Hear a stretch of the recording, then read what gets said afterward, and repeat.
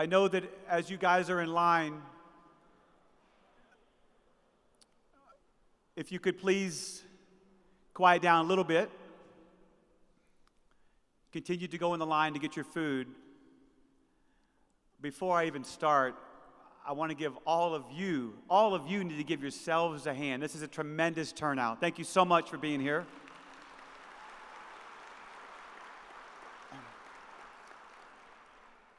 I wanted to acknowledge a few people that are here tonight. We appreciate the Chancellor and the President's Office, the Texas Tech Athletic Department, and the coaches. The board, my board, our board, from Team Luke, Hope for Minds. I'd like to recognize a few people. Amy Etchison, Paul Arrington, Sam Hawthorne, Sean LeQuay, Laura Marcinkowski, and Bobby Bank, who's the president. Rhonda Johnson, there she is right there. Rhonda, would you stand up for a second, please?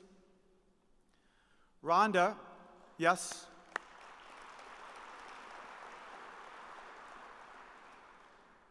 I want to tell you just a little story about how this happened. How did Team Luke Hope for Minds come about?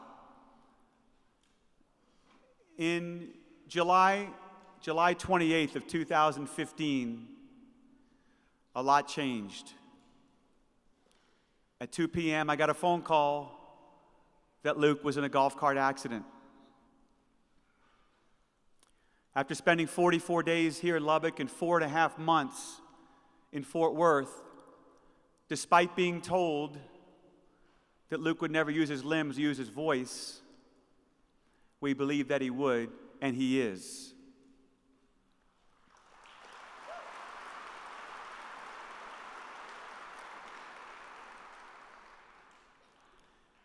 In January of 2017, my wife and I launched the Team Luke Foundation. And 6 months later, I got a phone call from Rhonda Johnson from Austin asking me to come visit to talk about her nonprofit called Hope for Minds. After a 3-hour meeting, we decided, let's merge. Let's make this bigger and better, having one nonprofit.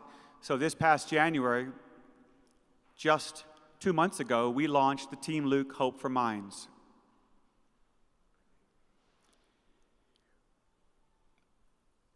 All of you here mean the world to me, everyone that's here. And I know you're here to support our cause.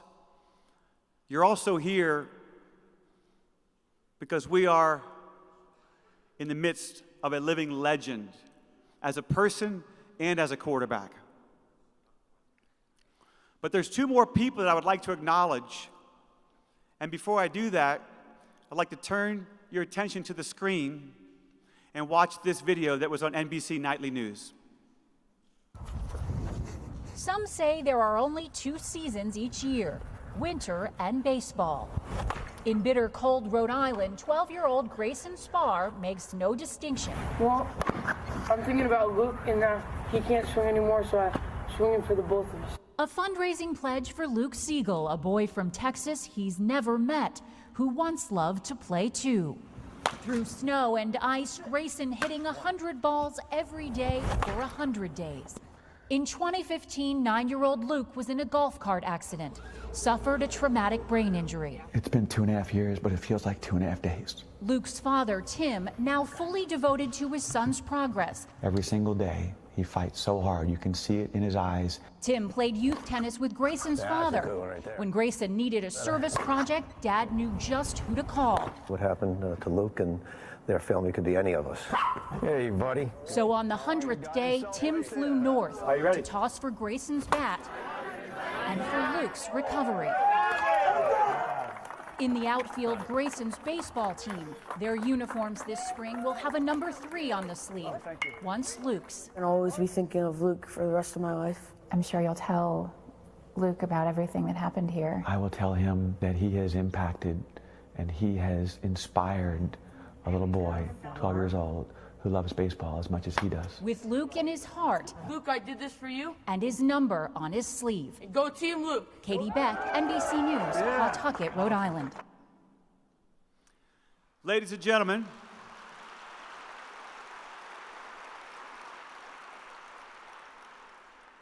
all the way from Rhode Island, Jeff Spar and Grayson Spar.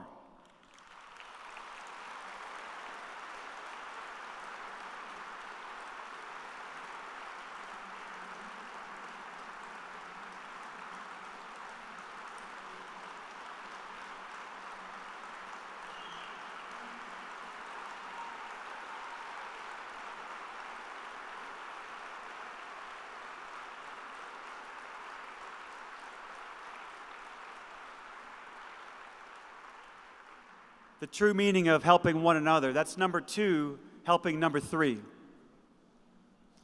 I also want to recognize and thank so many people in the last 24 hours, in the last 2 hours, sponsors, volunteers. Thank you all so much. I could go on and on about that. And lastly, I want to recognize my family. My wife, Jenny, who's the rock of our family. I have 3 incredible daughters and a new grandson who's 6 months old. And I really consider Lubbock, Texas to be an extended family, because is there anywhere in this town that I can go where someone has not heard about Luke Siegel? And I'm not sure if that's the case. But I wanted to share a few minutes with you about what we're doing. I understood that when I chose the name Team Luke, that some would wonder, does this go to Luke?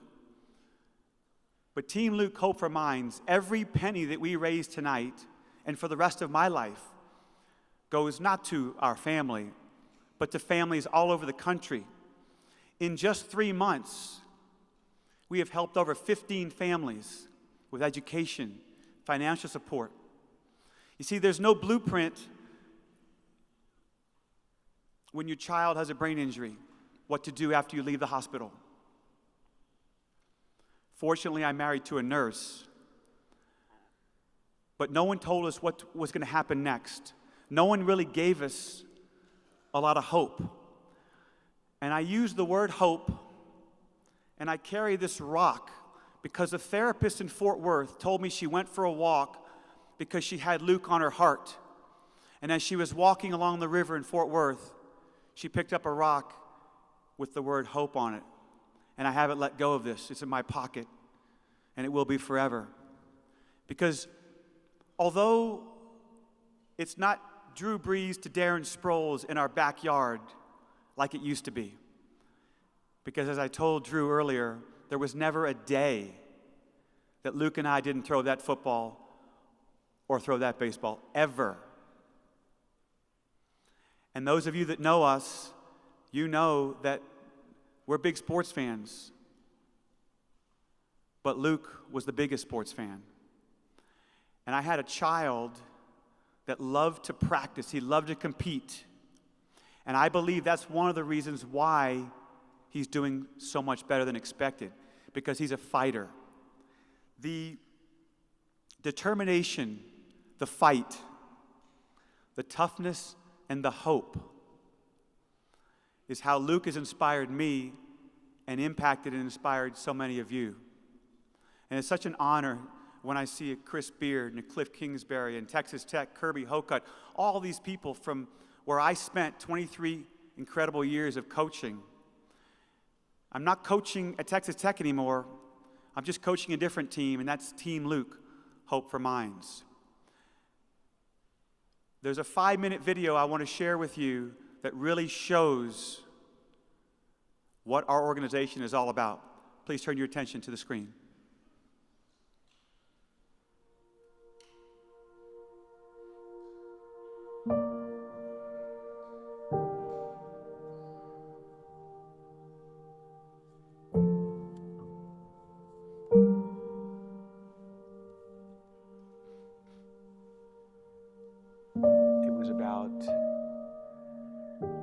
A little over a year and a half ago that I was first asked to consider starting a foundation. And January of this year, we launched the Team Luke Foundation.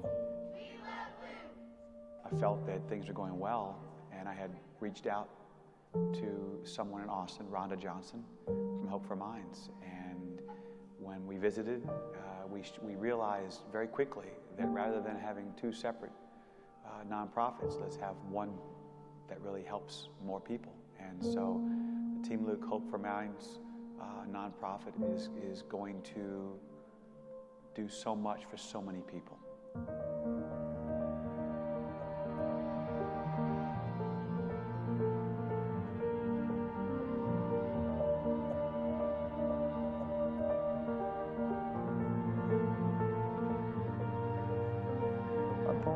J.D. Hartman suffered an anoxic brain injury from a non-fatal drowning accident in his family's hot tub. Doctors gave them little hope that he would ever recover, and they just really didn't want any other family to go through what they went through, and they wanted families to have the resources and the guidance that they needed. So they asked a group of us to start Hope for Minds, so families would never experience what they experienced. So one of the first things we did with Team Luke Hope for Minds was attend one of the group meetings that they have a couple times a month, and it really put us in touch with a community of people that were able to answer questions for us. It allowed us to also get involved with some other families that were earlier in the process and had just gone through. We're still in a really crisis phase, and it was really therapeutic for my wife and I to be the ones that could potentially offer some guidance and support to a family that was just entering this process, because we were a little bit further along.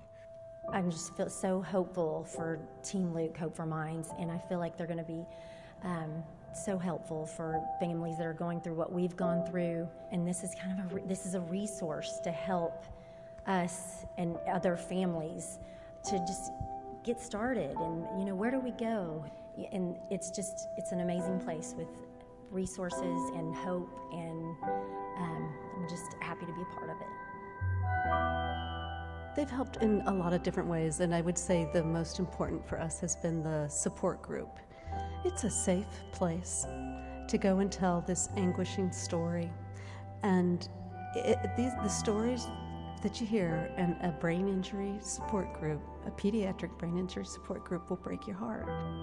It's not a story I can easily share with just anybody. It's too much to tell somebody who hasn't been there.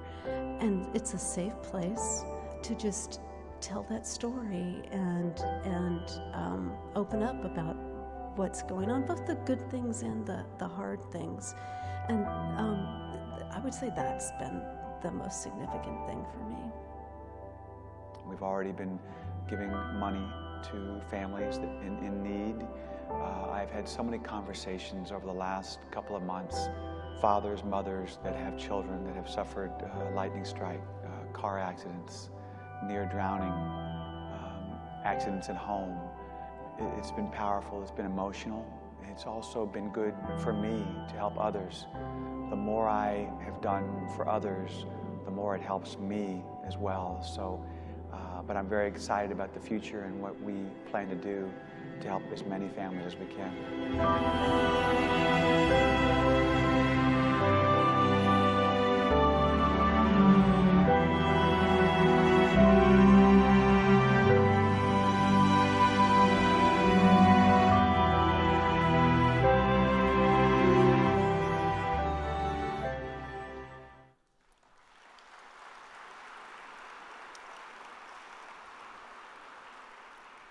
Thank you.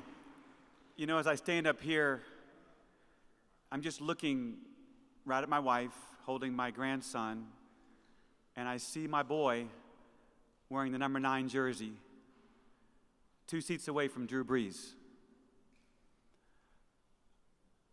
It's just hard to imagine that Luke's hero is here in this room.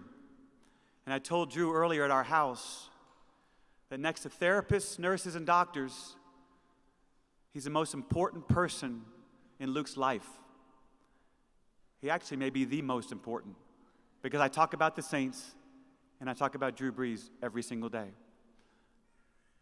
I have 2 fathers that are going to come up and talk just for a few seconds, one from Austin and one from Lubbock. I'd like to have Barney Sinclair, Harley Lopez come up.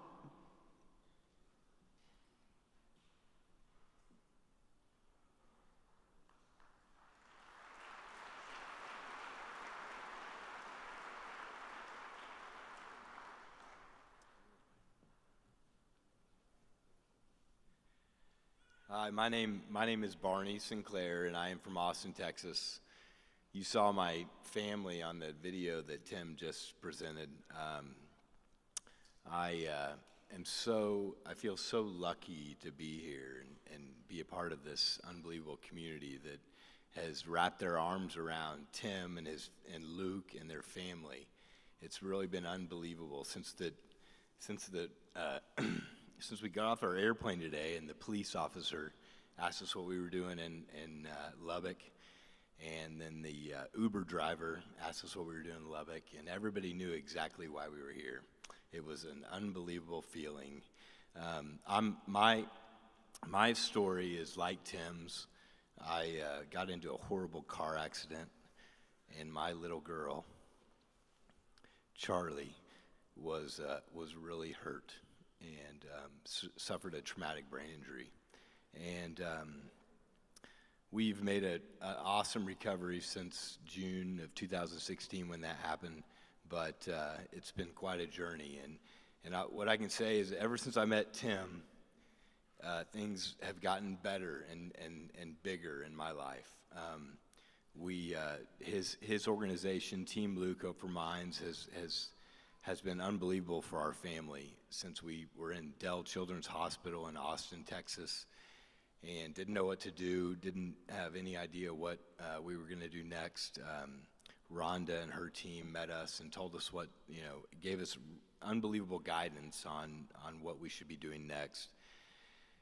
And since then, and then we've been working. I've still been working together with Tim at some of these physical therapy clinics, and we travel to Fort Worth, Texas, to meet at this unbelievable clinic called NRC, where Tim also takes Luke every week, and Tim and I really came up with this idea that we should do something really very spectacular, like we have in Fort Worth, Texas. We should do that in Austin, Texas. And again, ever since I met Tim, we started thinking big, and so we've started an initiative called Project Charlie, and we are, in my daughter's name, we're putting together an unbelievable neuro-rehabilitation clinic in Austin, Texas, and I really attribute it to Tim and Team Luke and the support that they provided us early on. And so anyway, back to where I started, I feel so lucky to be here, and it's so inspiring for me to see the support that your community is giving to Tim and his family and Luke, and I'm thankful that you guys invited us here, and I look forward to working with Team Luke in the future.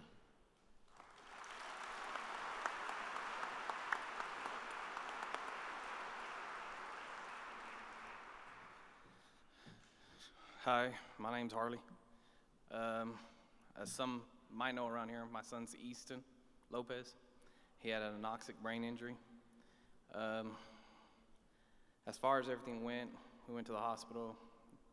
Doctors told us there was no hope. Give it up, let him go, donate his organs. But after praying and constantly, crying and asking God to show us some signs, one day Easton showed pain reaction. So we decided, you know what, it's not in our hearts to choose his life for him or to end his life for him. It's God's. God wants it, God can take it. So everything's left in his hand. Me and my wife, we went through so much. We stayed in the hospital for 3 months, never went home, 24 hours a day there with him. Did everything we could. Took him home, physical therapy, speech, just everything we can do for him. Well, 2 years down the road, we felt like we were at ends. There was nothing left to do for him.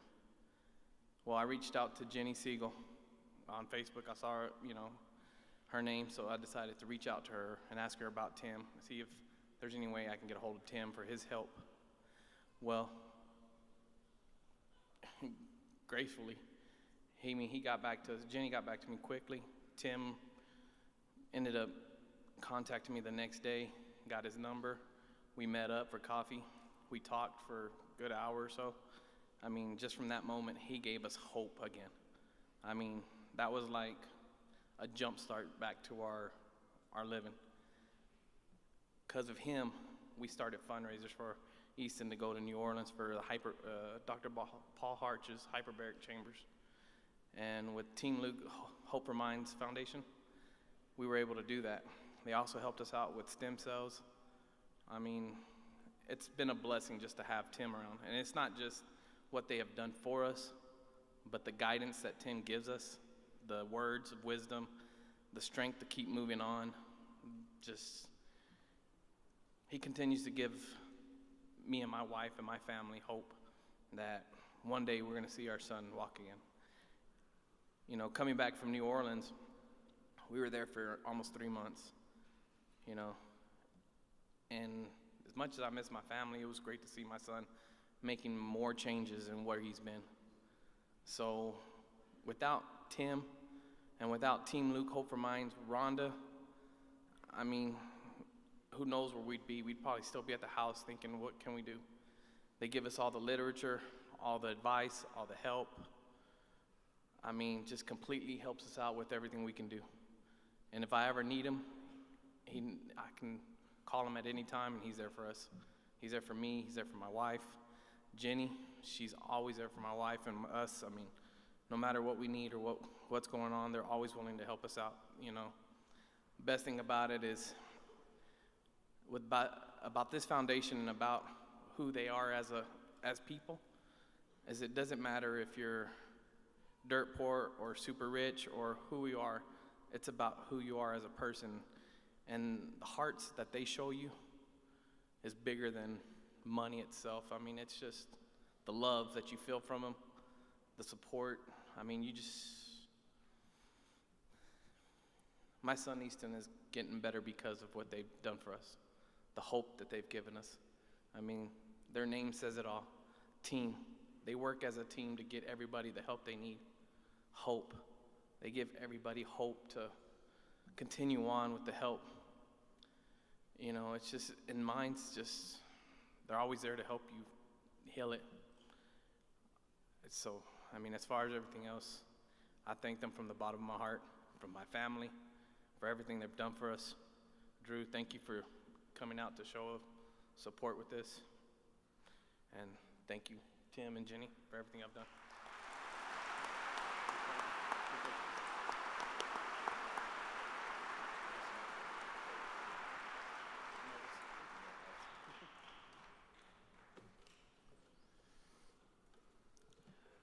Let's talk about Drew Brees.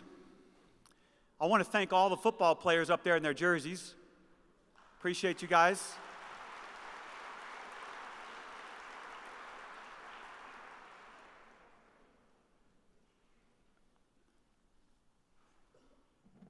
Let's just go over a few stats.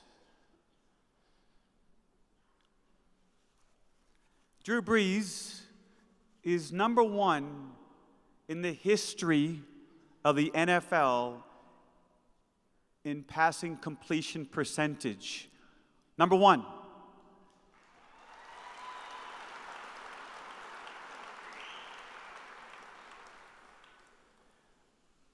I know you already know this, but in 2010, and I was there in Miami,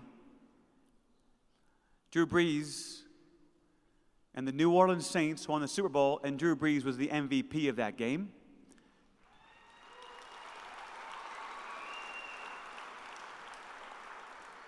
Now, I was told by Drew, don't get ahead of myself, but I'm going to anyway.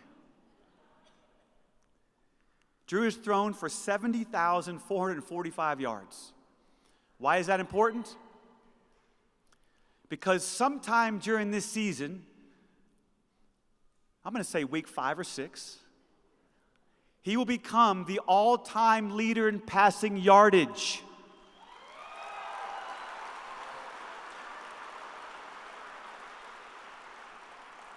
The last thing, he's completed, and he didn't even know this, by the way, but he's completed 6,222 passes.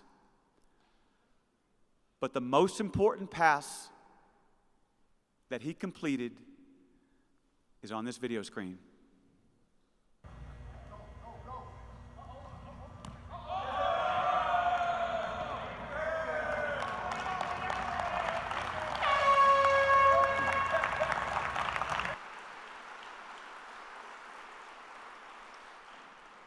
About 2 weeks after the accident, I contacted the Saints.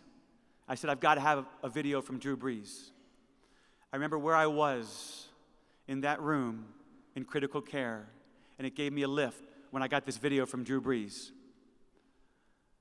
And then in 2016, we took Luke to see the Saints, because that's what we did every year.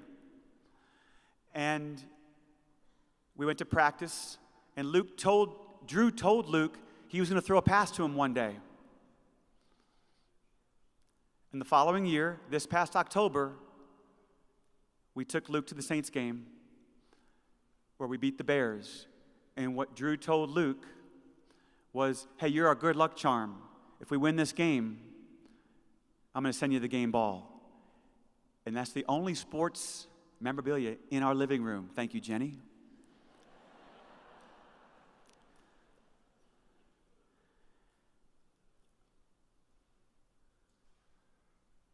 I know most of you, I assume most of you are Cowboy fans, but I hope that not only now are you Drew Brees fans, but you're going to follow the New Orleans Saints because of Drew Brees and because you know that when the Saints win, Luke wins. Now we're going to put something up on the screen. My wife told me not to do this, but we're doing it anyway. So, is it on the screen? Well, that's not exactly what we wanted, but we're going to do this as a group of 1,500 people that are in this room. That's closer. Now, the Saints, if you've ever been to a Saints game, and I know most of you probably haven't, but there's not a better crowd, atmosphere, frenzy that there is when you go to a Saints game. What we do in New Orleans before the game starts, and when I take Luke to that game, right before the game, Luke's like, Dad, we've got to go listen to when they say who dat. So we're going to do that now. I'm just going to just pay attention now, because this is for Luke. You're going to say who dat, who dat say they're going to beat them Saints. Are you ready? All right, let's go. Who dat say they're going to beat them Saints. Now, wait a second. We're not in Cowboy Stadium. Let's do it one more time, and after we do it, Drew Brees will come up to this stage. Now, let's try it one more time. Are you ready? For Luke, who dat say they're going to beat them Saints?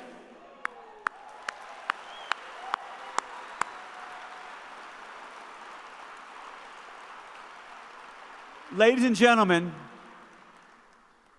a future Hall of Famer, someone who in New Orleans started a park, built a park right by his house for children just like Luke. Drew Brees.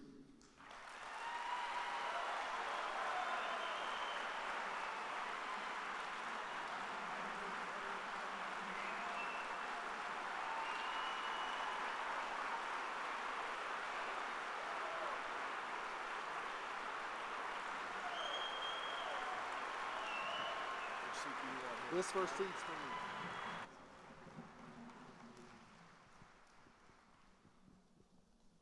Well, this is fun. Tim's kind of thrown the gauntlet down now. Week 5. That's when you have to break the record now, right? Well, it's pretty much set in stone. We're all done. We're all going to put it in the record book. I think when the NFL schedules games every year, you know, they're no dummies. So look at the Week 5 matchup. It's who would that be? It's Monday Night Football. Oh, see.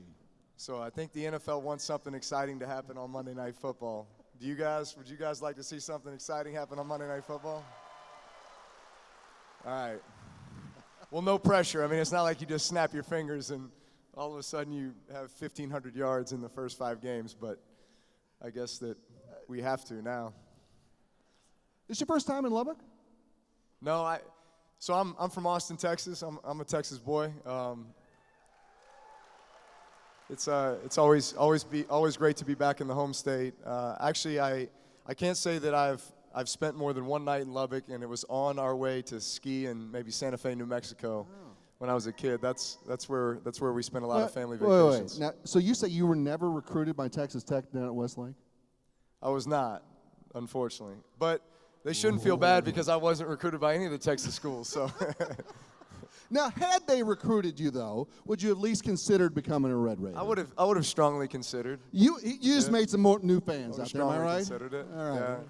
Yeah. Both my parents went to Texas A&M. Gotcha. Well, it's better than had I said Texas. Am I right? All right. It's like the lesser of two evils. But no, I probably would have been a Red Raider. Interesting. Now, Yeah. But one of the things that happened, and we talk a lot about in your career, we just watch this and we see how we've overcome things. You injured a knee in high school and had to turn around and come back from that. Am I right? Yes, but besides the knee, I mean, I was not an overly impressive looking high school athlete at all of 6 feet tall and about 175 pounds. I don't think anybody was really busting down my door to come recruit me. Well, let's talk about that too. I always admired your football career because, not just because of the wins and the stats and the Super Bowl and the whole thing, but you did that despite being what I always call a yeah but guy. Yeah, but he's not too tall. Yeah, but he's not big enough. And yeah, but he's not those things. Did that push you forward, or did that beat you down on the way to the NFL? No, I'd say that certainly motivated me, but I've always been of the belief in life that I'm not motivated by the naysayers or the people that say I can't do something. I'm motivated by the people that support me and that give me hope and that tell me that they believe in me. You know, if it's for all those coaches who said that if I worked hard that I could accomplish anything. It was for my family. It was for my mom, who when I wanted to quit football, she said, your opportunity will come, and when it does, you just have to be ready for it. Otherwise, I would have quit football my sophomore year of high school to pursue baseball. And obviously, the course of my life would have been completely different. So it's amazing those defining moments you have in your life when you have people that look at you and just give you that little bit of motivation, inspiration, that bit of hope. Let's hear it from moms out there supporting their kids for Absolutely. Sports and do it the right way. And was it mom, or was there another coach or another teacher, friend, family member, whoever that may be? It seems like in most of the stories that you hear of pro athletes, there was always that defining moment and someone who said, you can do this. That gave them that extra motivation and gave them that push. Was it mom, or was there coaches involved as well? I feel very fortunate. I came from a very athletic family. From my grandfather, whose name was Robert Ray Akins. He was a Marine in World War II. He was in on the invasion of Okinawa, April 1st, 1945. He was 19 years old. He came back from the war and went to Southwest Texas State University in San Marcos, which I believe is called Texas State now. Back then it was Southwest Texas State. Actually, it was Southwest Texas Teachers College, I believe is what it was. So we're going way back here. So he attended college there from 1946 to 1950. And then, believe it or not, he got an offer to play center for the Chicago Bears in 1950. And I think they were going to pay him $500 a game. And he got his other offer was to go and be a athletic director at Goldthwaite High School, which is a 1A high school down in South Texas. And he chose to go be the athletic director at Goldthwaite because it paid more money. So 38 years later, he left high school as the second all-time winningest football coach in Texas high school football history. That was 1988. And then he became a rancher. He had owned a piece of property out in East Texas, New Baden, Texas. And I spent a ton of time with my grandfather growing up. I was a water boy at his training camps, so I remember handing like the electrolyte water to the players, and the defensive coordinator taking my brother and I and sticking our heads over the trash can and giving us buzz cuts. And so I was around the game, I was around the sport, I was around the locker room, I was around the team as a kid growing up. Both my parents were very athletic. On the weekends, we would spend time playing tennis. That was kind of our family sport. I have a younger brother who played baseball at Baylor University, and so we were a very athletic family who it was constantly competing. It was constantly, I think everything that's great about sports, it's all the life lessons you learn from sports. It's just, so that was the constant reinforcement that I got when I was a kid. And so I give so much credit to my parents, my family, my grandfather, and then the coaches and teachers that I had in my lives that always were there to support me and push me to be the absolute best that I could be. One of the things I always like to ask someone who's had some great success is that what would you still today go back and tell the high school Drew Brees about what life needs to be like going forward? And we can actually do that, I guess, to all of our football guys who are up in the rafters here, who may not also be, 6'5", 245-pound quarterbacks, up there. But if you are, Coach Kingsbury would like to have a word with you later on, I'm sure. But what would you tell them as athletes who are dreaming big, and maybe, sophomore of high school Drew Brees, about what life has in store for you? I think one of the best pieces of advice that I got when I was that age is don't ever let anyone tell you you can't accomplish something that you're willing to work for. And that there will be plenty of disappointment along the way. There will be plenty of adversity, but adversity equals opportunity. Adversity is what forms you, molds you into who you were meant to be, and it strengthens you. I've had 5 surgeries in my life, and all of them have been because of football, right? ACL in my knee, both shoulders. You name it. That's I think most guys that walk away from the NFL would tell the same story and then some. But each one of those moments, especially probably the knee injury in high school, because that was a defining moment in my career. It was my junior season. We were in the playoffs. We thought we were on our way to win a state championship. It was probably one of the best teams I've ever been a part of at any level. And I get hurt the 3rd round of the playoffs, and I had seen so many guys come before me with that type of injury and never come back the same. And so I was devastated. I thought that, my career's over. Very trivial when I look at it now, but at the time it was, that's what, I live for sports. I live for football and for, that competition. And it was at that moment that many things happened in my life. First and foremost, I became a Christian shortly thereafter. I went to church a lot as a child. I went to church a lot as a child with my dad. My parents were divorced. I went to church with my father every other Sunday, and for the most part I'd go to Sunday school to get the donuts, and then I would sit in the main church and just sit there and elbow my brother the whole time and not really pay attention. But here I am in a huge cast on my knee, and I'm just thinking about how my dreams of becoming a professional football player or baseball player have just gone down the drain. And I'm sitting there listening to the preacher talk about God looking for a few good men. And it just spoke to me, and I felt like he's talking to me. And so I gave my life to Christ that day, and my life has never been the same. I think my faith has grounded me in every tough situation that I've ever gone through from that point on, and just always felt like God had a plan for me. Whatever adversity was there, it was there for a reason. It was there to strengthen me, and that there was some sort of light at the end of the tunnel, or the door's closed but there's a window that's open. So that moment at the time that I thought it was the worst thing that ever could have happened to me, a year later, here we were holding up the state championship trophy in Texas Stadium as a senior in high school, and I'm going to Purdue to play football, and I'm sitting there going, you know what? It was probably the best thing that ever happened to me, because what it did to strengthen my mind, strengthen my heart, strengthen my faith. That's so important for young people to hear, am I right?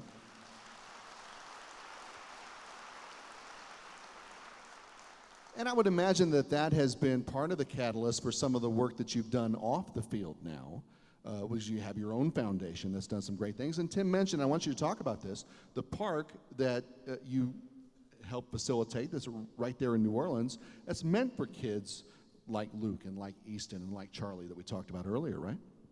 Yes, it is. Well, let me say this. Growing up, again, and a great influence from my grandfather and my grandmother, I've never seen 2 individuals serve their community like they did. And call it just, good old country folks, call it Southern hospitality, call it whatever you want, but they just had a heart for service. They had a heart for helping people. Even when they didn't have very much to give, they gave what they had to help others. And I remember my grandfather telling me at one point, what you give to yourself dies with you, what you give to others lives forever. And that always stuck with me. And so I always wanted to be in a position where I really felt like I could make an impact and help others. And I'm telling you, the greatest thing about being an NFL quarterback is you're given a platform to truly make an impact in the lives of other people. And so I'm married to a beautiful, wonderful, incredible woman who wants to serve the community and help others and do all those things as well. And so in 2003, my wife Brittany and I established our foundation, the Brees Dream Foundation, when I was playing for the San Diego Chargers. And at the time, we had both had family members who had passed away from cancer, and we had been with them through that tough ordeal, and so we knew that we wanted to do something for pediatric cancer, for kids.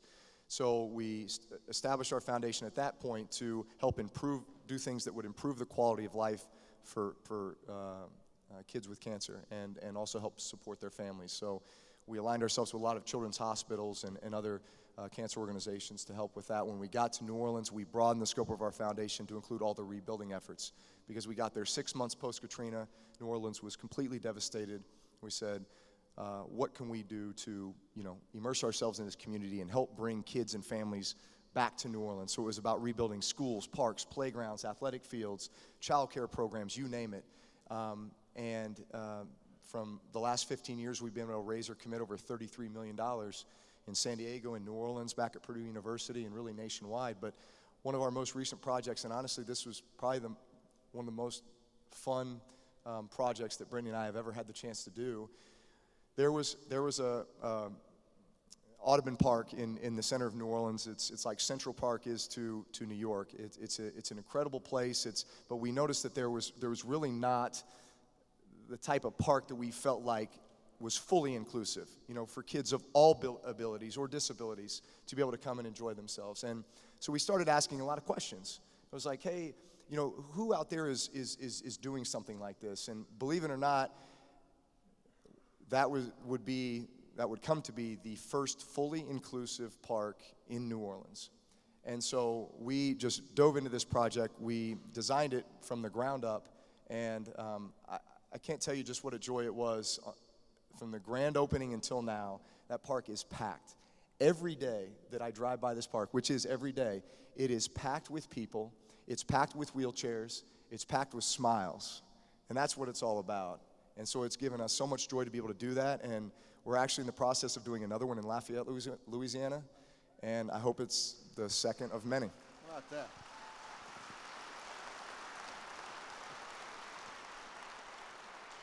And I'll say that again, $33 million over the years. That's amazing. But and Tim touched on this earlier, and I want to ask you about this too. Money, of course, makes things happen, and work and effort on behalf of a lot of people. But you mentioned the platform. Tell me about being someone's hero.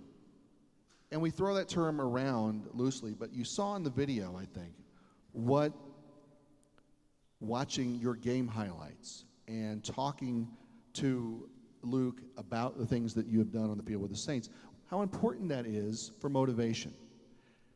Tell me about the responsibility of truly being someone's hero. It's a huge responsibility, but it's also something that, as a father, I wake up and I look at my 4 kids every day, right? I look my boys in the eye. I've got 3 boys, ages 9, 7, and 5, and every day I wake up and look at them and say, I need to model for them every day as to be the type of men that I want them to be, and that in itself is the biggest responsibility there is, and we were all kids once, and I can remember defining moments as a kid where I had the chance, and again, I loved sports. I loved athletics, and so a lot of my heroes were these professional athletes or guys that played at a high level of sports. And I can remember moments where I went to that football camp, and it was Troy Aikman that just kind of patted me on the shoulder, and it was like it meant everything to me at the time, and that was what just motivated and inspired me to keep going and keep striving to be the best that I could be. And an Avery Johnson basketball camp when I was a kid, and I mean, you name it. And so I know that there's kids out there that I can impact on a daily basis, that if I make eye contact with them and I encourage them. I just a little word of encouragement. I pat them on the shoulder. Just, anything that I know might in their mind just say, you know what, like there are so many people out here that care for me and want me to do well, and it's just going to push me to be the very best that I can be. That's, call it being a hero or just call it being human. I mean, that's just, I think that's the example that we always want to set for people.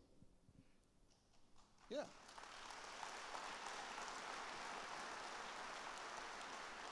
I asked a couple of people what you might want to ask Drew Brees if you were up here sitting in my spot, and a friend gave me something that's really good. And I think you kind of brought this up about heroes when you were a kid. When we play, let's make sure the stage isn't falling out from under me. Did eat pretty well tonight, right?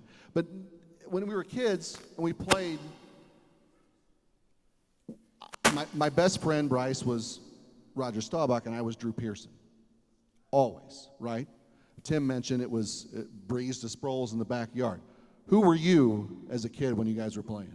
In those last second plays in the backyard?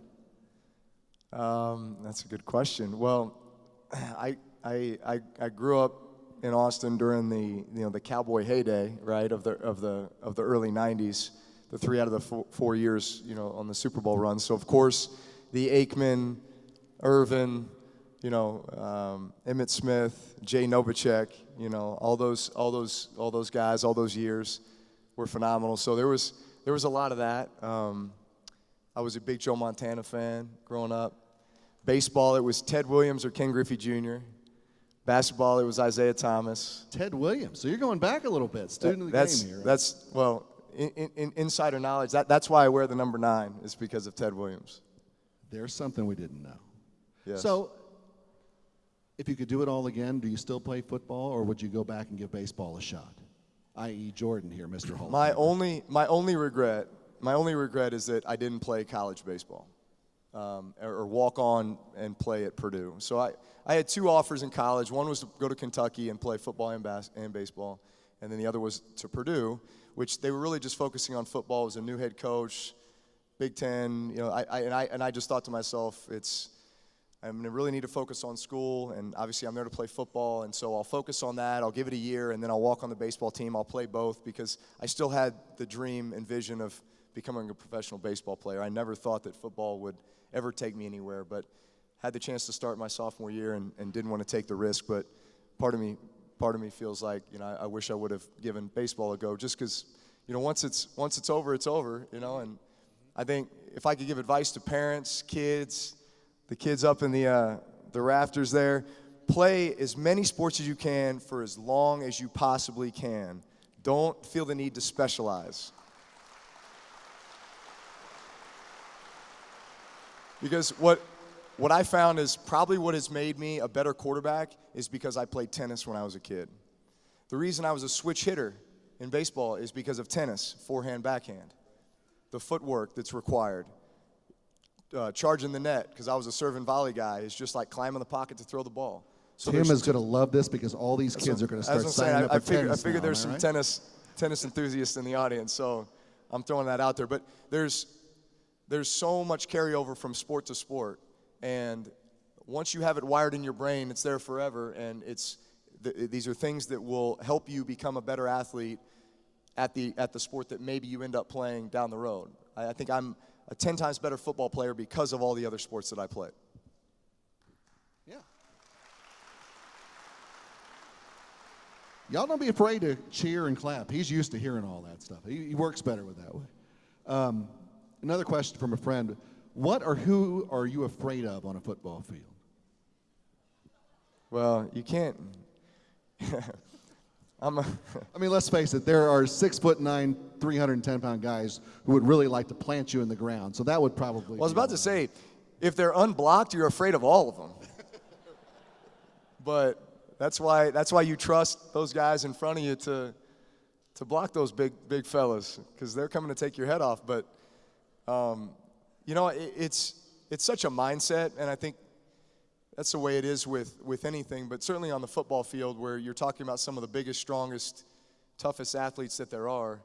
I think just the level of preparation that goes into each and every game, the amount of visualization that goes on throughout the week where literally, as you're installing the game plan, you're trying to visualize every possible scenario that could occur for each and every play, so that by the time you get to the game, it's already happened. It's already played out in your mind as to what's going to happen. And therefore, it's not like you even really see defenders or fear defenders. You feel them, but you know exactly where the ball needs to be and when it needs to be there, and you just play and call it being in the zone, call it flow, call it whatever you want, but it's really preparation that allows you to have that type of mindset. And one more question from a friend. What kind of leader are you off the football field? Are you a prankster? Are you the kind of guy who leads with actions over words? You like to have fun with the guys? What kind of guy is Drew Brees in the locker room to his teammates? I'm probably a little bit of everything, but I'm during the week of preparation, I'm a little bit of a head case because again, you feel like it's always a race. It's a race to the finish throughout the course of the week. I have so much film to watch. I have so much to memorize, with the game plan. I've got so many things on my mind, and you're just, kind of hitting that checklist of things each and every day. Okay, I've got to watch this tape. I've got to, work these extra routes after practice with this guy. I've got to do this. I've got to do that, and then I got to get home by 7 o'clock so I can read a couple books to my kids and tuck them in bed. It's such a routine that I'd say I really don't have any, whereas some guys might be joking around or playing video games in the locker room, like I am to my locker, I am, whatever it is, changing, going in the weight room, going and, getting my recovery in the training room, I'm going to the film room, whatever it is. But when game day rolls around, it's just the switch kind of flips, and then it's confidence. Mm-hmm. And then it's being vocal. It's making sure that guys understand what's happening. It's gathering information. It's, all of those things. But first and foremost, leadership comes from action, because I think the greatest quote is, your actions speak so loudly I can't hear what you're saying. So you can talk all you want, but if you're not actually applying it with action, then I think it's not heard. I hate bringing this up, I do, but the last time we saw you on a football field was a playoff game that I thought you had won. I think a lot of people. So did I. Yeah. And then a guy from the Vikings is running into the end zone. Did you see what happened? Could you? Because it was looking tight and it was tense. Can you watch? I saw everything that happened. I've watched it quite a few times since then. I'm so sorry. No, it's we've been on the winning side of some crazy ones. Unfortunately, that probably ranks up there in regards to one of the worst losses I've ever been a part of, just from the standpoint that here we are, we're down 17-0 on the road in the playoffs against a very good team, against one of the top defenses in the league, and we come all the way back to take the lead with, in one of those situations where we got it won, right? And one of those situations at the end of the game that you practice so many times. I mean, we practice it literally every Friday. Every Friday you practice that drill. We call it the sideline drill. And it's basically the don't allow them to throw a ball that would allow to get them out of bounds. They have got no timeouts. We tackle them in bounds, and we win the game. And it was just one of those deals where I know exactly what happened on the play. The free safety was there he was there in plenty of time, probably enough to pick the ball off. But at the end of the day, he realized, I'm too early. I don't want to hit the guy, or else it'll be pass interference and put him in field goal range. So next thing you know, the guy catches it, stays on his feet, and runs in the end zone. But, another quote, I'm going to give you a lot of quotes, is, just worry about the things you can control. And that's one of those things that I felt like at that moment for me, that was out of my control. That was out of a lot of our control. And you know what? It happened. And do I think that there's lessons to be learned from that? Yeah, I do. Do I think the young man that happened to, first of all, there's not anyone who felt worse about that than the safety who was out there. He's a rookie. I'm telling you this right now. We will win a championship because of that guy in the very near future. And I know we will be, and I know that the success that he's going to have in his career, in large part, is going to be a result of his resilience and his resolve after a play like that, and his mental toughness, and the support system that's around him that's telling him what a great player he is, and what a great teammate he is, and what a hard worker he is, and how much he means to the team. I've tried to be that player for him, and I know so many other teammates have as well. So again, that's just one of those things that, there's many challenging things that will happen. There's a lot of adversity that will happen throughout the course of your career, throughout the course of your life. And if you believe that it's all going to make you stronger in the end, then I think you end up reaching a certain level of success that never would have been possible had you not experienced those things. Tim said it, good Lord willing, at some point in time this season, this man's going to pass Peyton Manning and become the NFL's all-time passing yardage leader. It's going to happen week 5. We already know that. Do these kind of things start to mean more to you now? Because let's face it, you're, 39, is it now? Yes. Which is practically great-grandfather type age in NFL years. You start thinking about these kind of things and the fact that the folks in Canton, Ohio at the Hall of Fame are probably going to come calling here in a few years? I try not to. Honestly, while I'm playing, I try not to reflect too much on the past. I try to stay very much focused on being in the moment. Just because I know that my time is limited. I know I'm more towards the end of my career than I am the beginning. And I don't know how many years that is left, but I think an approach that I took this year, different than maybe any year I've taken, is truly 1 year at a time. When I first got in the NFL, my goal was, man, if I could just be a starter in the NFL, right? And then by year 2, I was a starter. And then it was, gosh, if I could be good enough to maybe make a Pro Bowl, wouldn't that be something? And then year 4, I had the chance to go to the Pro Bowl. And it was, all right, I'm 4 years in now. What if I could get to 10 years, double digits? Like, that would be incredible. Got to 10 years. And then it was, well, I'll play till I'm 35. Great. Okay, I'll play till I'm 40. Great. All right, well, I want to play 20 years. Great. You continue to set these short-term goals, and then once you hit them, it's kind of time to set the next goal. But the approach I took last year, different than any other year, was truly, I want to enjoy this year as if it's my last. I want to enjoy the locker room a little bit more. I'm going to try to take a few extra minutes every day just to kind of sit in my locker and look around and watch guys joking around and laughing and just be a part of that, because I think those are the things that you miss the most when you leave the game, is the camaraderie and the relationships and truly the locker room and the flights home after a big win. I mean, I enjoyed those this year more so than I ever have before. Because like I said, most of the time I'm a stress case, but that made it one of the most enjoyable years of football I've ever played. And I think the success on the field obviously was a big part of that, but it was also just the mindset that I'm just going to value each and every moment. And so when I am done playing, I'll be able to look back and say, man, I gave it everything I could and I enjoyed it to the fullest. Biggest joker on the Saints is who? It's probably either Mark Ingram, Cam Jordan. It was Zach Strief. Zach Strief just retired. But those guys keep it pretty light. I know there's a story there or two. Is there What's any that? I know there's a story there or two. Is there any we can tell in the family audience here? Probably not, but no. Well,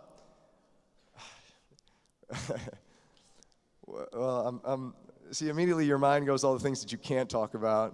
No, you know what it is? It's just, it's the greatest thing about the sport of football is we've got 53 guys on our roster and another 10 or so on practice squad, and so you're talking 65 guys, let's call it, of all different personalities, of all backgrounds, of all different stages in their life. I mean, the funniest thing for me is I'll be in the weight room and a song comes on. A song came on today in the weight room, and I was sitting there going, man, college, 1999, junior year, I remember this.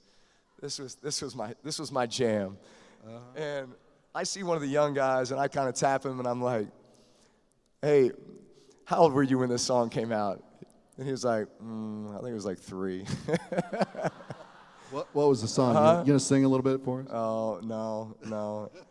It might have, it wasn't a Metallica song or something. It was, I can't remember exactly what it was, but that takes you right back to realizing that, you're like, here I am I've got 4 kids. I've got a totally different set of priorities than a guy coming in who's 22, 23, 24. He's got at this stage, I mean, he got no clue, right? I mean, still trying to figure so many things out, and that's why the locker room is just this melting pot. You know, it's this melting pot of different personalities, but yet guys that end up becoming, you know, truly brothers and family. And I mean, I got one of my former teammates in the audience right now, David Thomas, and I mean, seeing Dave today, we rode over on the plane together, and it brings back this flood of memories, you know, of all the great times that we spent together in the locker room after big wins.